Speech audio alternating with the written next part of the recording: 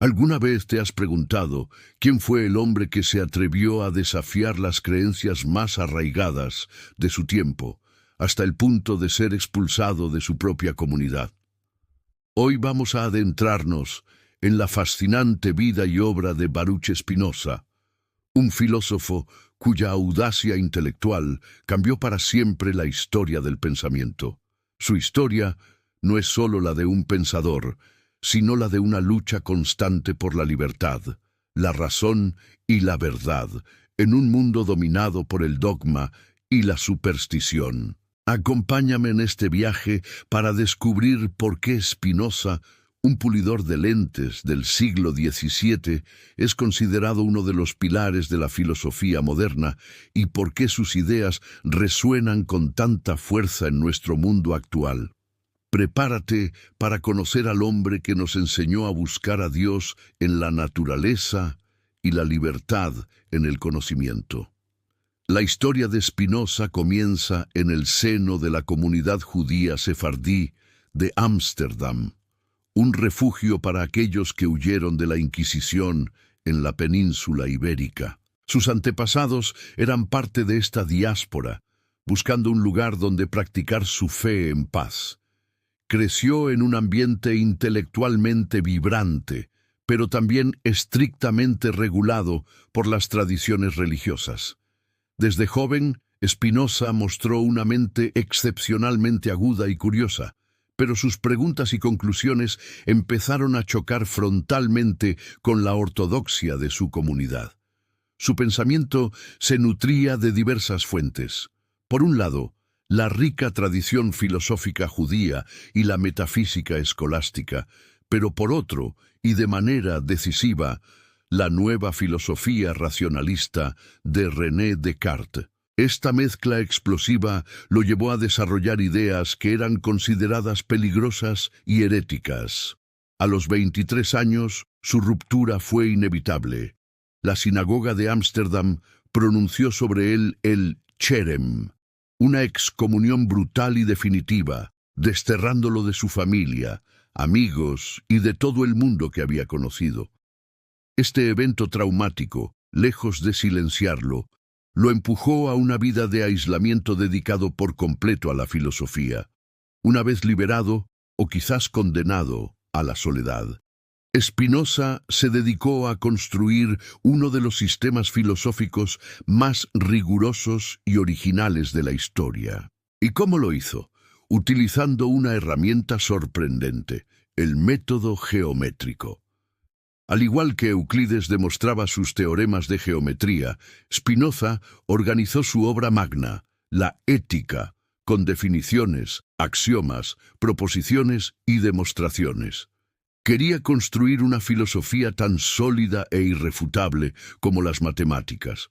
Su objetivo era eliminar la ambigüedad y la emoción para llegar a la verdad pura a través de la razón. En el corazón de su sistema se encuentra una idea radical. Dios y la naturaleza son una y la misma cosa. Deus sive natura. No hay un Dios personal y trascendente que crea el mundo desde fuera, sino una única sustancia infinita que se expresa en todo lo que existe. Todo, absolutamente todo, desde el movimiento de los planetas hasta nuestros propios pensamientos, es una manifestación de esta sustancia única y eterna. Esta visión tiene implicaciones profundas. Si todo es parte de Dios o la naturaleza, entonces todo lo que sucede, sucede por necesidad. No hay azar, no hay milagros, no hay un plan divino misterioso. Todo sigue las leyes inmutables de la naturaleza. Esto es lo que Spinoza llama la necesidad ontológica. Para muchos, esto sonaba a determinismo puro, a la negación del libre albedrío. Pero para Spinoza, la verdadera libertad no consiste en hacer lo que queramos caprichosamente, sino en comprender esta necesidad. La libertad es el conocimiento. Cuanto más comprendemos las causas que nos determinan, más libres somos, porque dejamos de ser esclavos de nuestras pasiones y de las circunstancias externas. Y aquí es donde su filosofía adquiere un profundo significado ético. El objetivo de la vida humana es alcanzar la felicidad a través de la razón. Esto se logra liberándose de las pasiones tristes como el odio, el miedo o la envidia, y cultivando las pasiones alegres. La máxima expresión de esta alegría es lo que él llamó el amor intellectualis Dei, el amor intelectual de Dios. No es un amor emocional hacia un ser personal, sino una profunda comprensión y aceptación racional del orden del universo, de nuestro lugar en él. Es la serenidad que proviene de saber que somos parte de algo infinito y eterno. Pero Spinoza no solo se quedó en la metafísica abstracta. Aplicó su método racionalista a la sociedad, la política y la religión, y el resultado fue una obra tan revolucionaria que tuvo que publicarla de forma anónima. El Tratado Teológico Político. En este libro, Spinoza se enfrentó directamente a uno de los pilares del poder de su época, la interpretación de las Escrituras. Propuso un método hermenéutico radicalmente nuevo. Sostenía que la Biblia no debía ser leída como la palabra literal e infalible de Dios, sino como un texto histórico, escrito por hombres en contextos específicos y con propósitos concretos. Para entenderla, decía Spinoza, hay que analizarla como cualquier otro documento antiguo, estudiando su lenguaje, su contexto histórico y las intenciones de sus autores. Su objetivo, afirmaba, no era enseñar filosofía o ciencia, sino inculcar la obediencia y la moralidad a través de relatos y leyes adaptadas a la mentalidad de la gente de la época.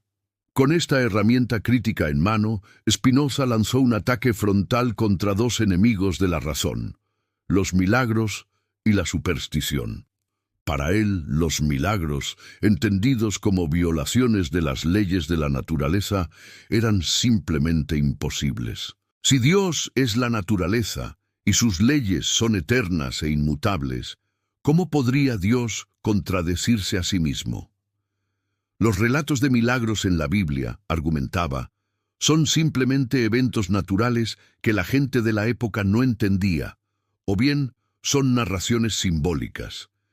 La creencia en milagros, al igual que otras supersticiones, nace del miedo y la ignorancia. Cuando las personas no comprenden las causas de las cosas, inventan causas sobrenaturales y se vuelven presa fácil de aquellos que quieren controlarlas. Los líderes religiosos y políticos, según Spinoza, a menudo explotan este miedo para mantener a la gente sumisa y obediente.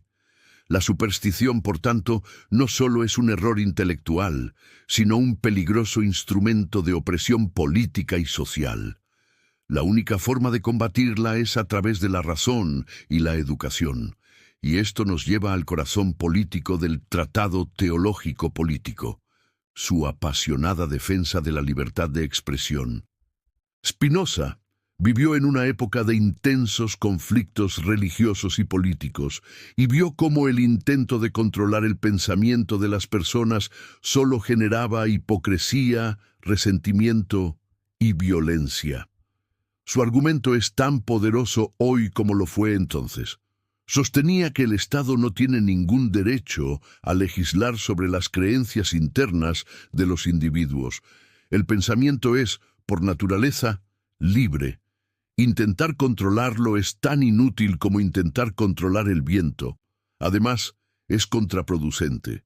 Cuando se prohíbe a las personas expresar lo que piensan, no dejan de pensar, simplemente aprenden a mentir.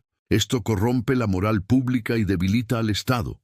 Para Spinoza, el verdadero propósito de un gobierno no es convertir a los hombres en bestias o autómatas, sino permitirles desarrollar su mente y su cuerpo en seguridad y emplear su razón libremente. Por lo tanto, en una república libre, a cada uno se le debe conceder la libertad de pensar lo que quiera y decir lo que piensa. Esta idea fue absolutamente revolucionaria y sentó las bases para el pensamiento de la Ilustración y para las democracias liberales modernas. Spinoza argumentaba que la diversidad de opiniones no debilita al Estado, sino que lo fortalece, siempre y cuando el objetivo común sea la paz y la justicia. Para comprender completamente el alcance de su legado, es crucial tener una visión cronológica de su vida y de cómo sus ideas se diseminaron. Nacido en 1632, su excomunión en 1656 marca el inicio de su carrera filosófica independiente. Durante las siguientes 2 décadas, mientras se ganaba la vida como pulidor de lentes, una ocupación que le daba independencia económica y tiempo para pensar, escribió sus obras fundamentales. El Tratado Teológico Político se publicó anónimamente en 1670 y causó un escándalo inmediato en toda Europa, siendo prohibido en muchos lugares. Su obra cumbre, La Ética demostrada según el orden geométrico, la completó alrededor de 1665, pero no se atrevió a publicarla en vida por temor a las represalias. Spinoza murió de una enfermedad pulmonar en 1677, a la temprana edad de 44 años.